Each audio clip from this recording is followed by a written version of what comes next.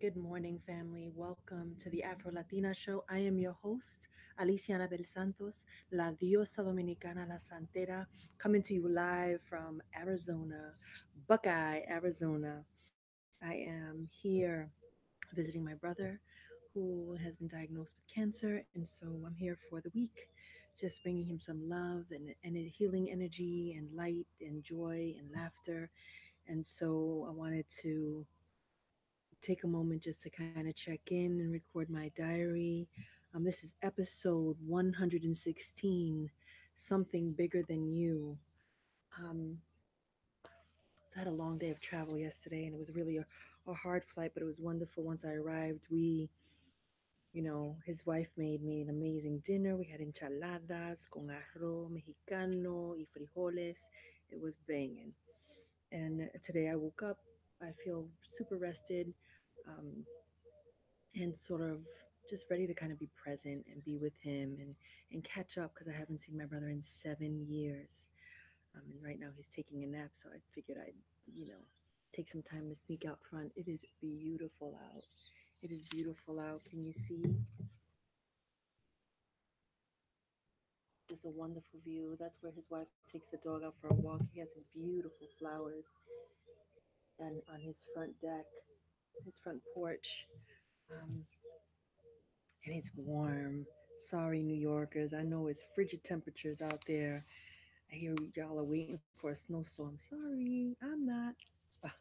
Um, so the reason I titled this diary "Something Bigger Than You" are two reasons.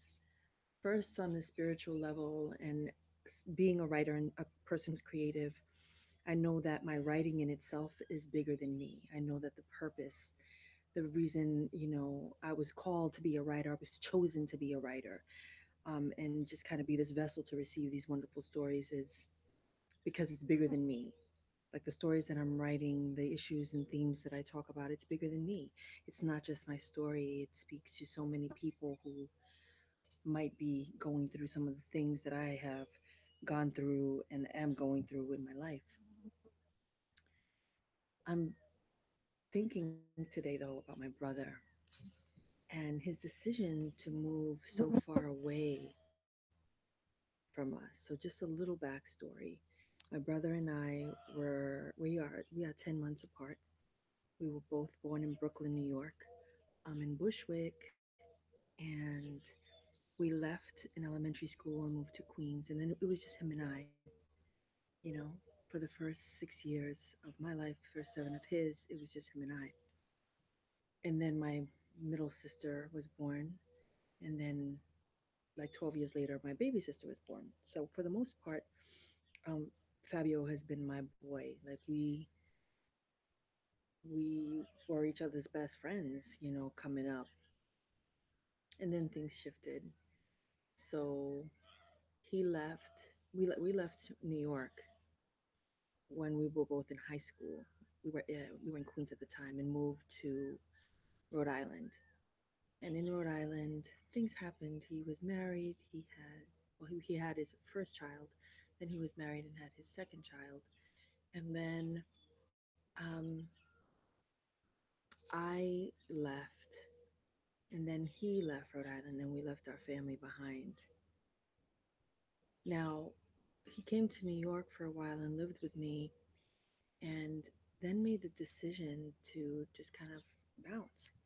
And he lived in Colorado for a while, and for a while we just felt like my brother was, sort of this grifter and couldn't plant his seeds any one place, and I was incredibly judgmental because I just thought he was just kind of just being irresponsible him. And then yesterday when I arrived, I sat down and I said, "Yo, what brought you to Arizona? Like, why Arizona? Like, none of us have ever been here. We don't have any family here." He's by himself. He was by himself here in Arizona, and he's been living here 12 years. Like, what brought you to Arizona? And he said that one day when he was working at Aetna and he was on his computer, one day he just decided that he wanted to make more money in the health field. I'm gonna let this plane pass.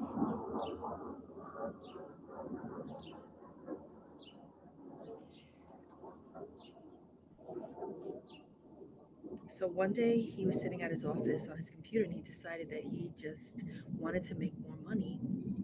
And he was looking around and he was like, Texas. He's like, nah, I'm not fucking with Texas. I don't want to go to Texas. And then he was like, Arizona. What I didn't know was that he had leased an apartment from New York, from New Jersey. He had already had an apartment. He had already had interviews set up in Arizona. And he just picked up and bounced and came to Arizona.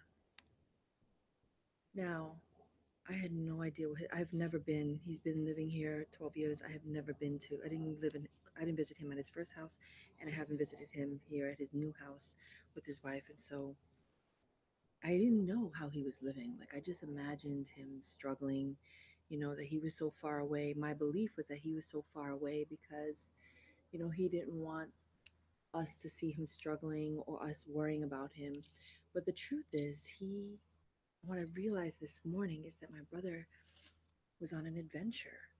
My brother was living his life and has been living his life, and he has chosen um, to do what's best for him always. And what he did was something so much bigger than him because now he has his third son here, a son that's absolutely beautiful. But he's created this beautiful life for himself and his partner.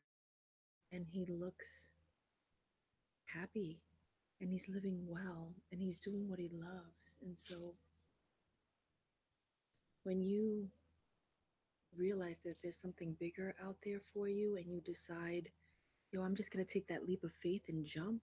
Yo, he knew nobody out here in Arizona, yo. He had no idea what he was in store for. Didn't have a car, didn't have money really, and came out here and did his thing. And now he has a great job and he has a great wife and his house is just, I'm so proud of him. It's stunning. And so there's something bigger out there for us, right? It's bigger than us. Like some of us are living this like mediocre life and settling for shit that's less than what we deserve. There's something so much bigger out there for us, and we're cheating ourselves of that opportunity to have it. Like had he not decided to shit, if he had decided to just stay in Florida, he'd be in some mediocre job, making bare minimum because they're not getting paid. They don't get paid that well in Florida, and just kind of living paycheck to paycheck. My brother's waking up to mountains and desert and lives near the Grand Canyon, and so he has this, and he has a wife that can throw down. He has this life that is bigger than I know he could have possibly imagined, you know? And so it's bigger than us, right? Like, why is it that we want to achieve a certain level of success in the thing that it is that we want to do?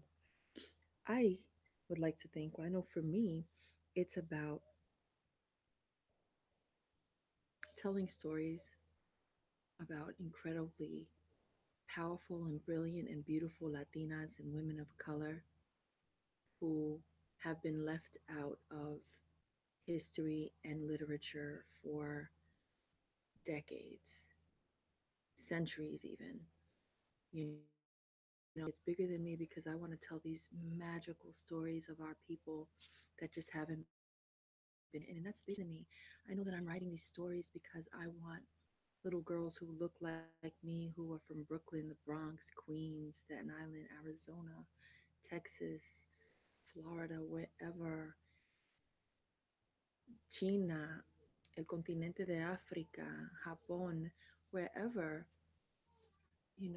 to feel like the universal stories that I'm writing affect them, even if they're not of the Latina experience or lesbian experience or women of color experience. Um, and so I know that it's bigger than me. And I'm really I'm proud of my brother for being courageous enough to take a leap, and I'm proud of myself for doing the same in terms of choosing this path for myself and staying with it. And so, with that, let's meditate. Let's meditate on how we can stay with it. Sit comfortably. Let's take some deep breaths in. Exhale.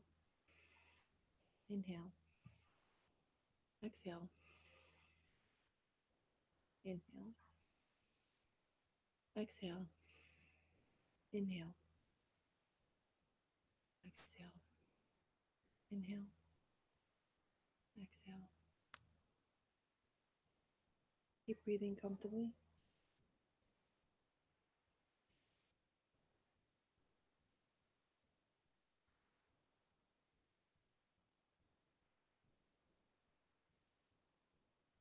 What is the thing that you want to achieve and why? Is it for love, acceptance, to be seen, to be heard? What is your intention for going after the thing that you want to go after? Go after.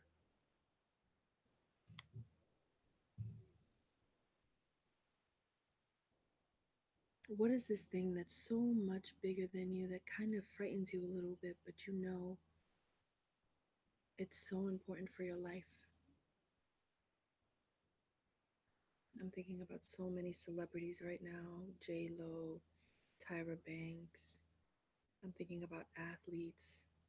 I'm thinking about paraplegic Olympians who have lost their limbs, and they know that their purpose is still to snowboard in the winter games, and that although they don't have their legs, they're going to find a way to achieve that goal. and and their prayer is that their story inspire someone to find their own inspiration.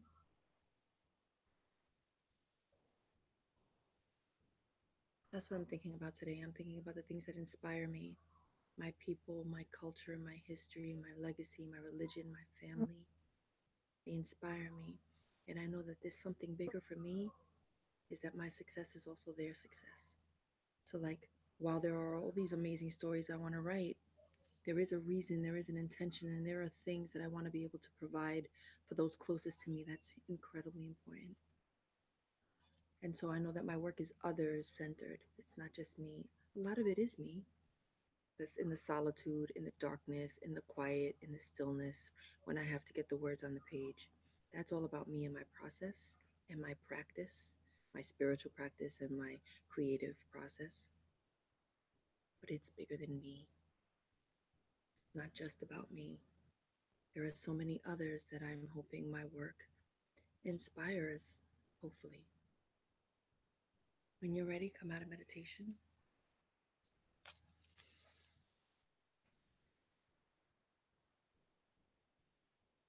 This is the year of the me and the we. And so decide for yourself what that means to you as you venture and go for the things that it is that you want. My intention for today is to get some work done, but also have fun. I'm wishing you all an amazing, amazing day. Stay warm. I'm going to enjoy this sunshine, and I will see you all tomorrow. Peace. As soon as I can find this stop button, because the sun is blazing. No idea. Can't see it. Sorry, I'm getting all up in your faces, everybody.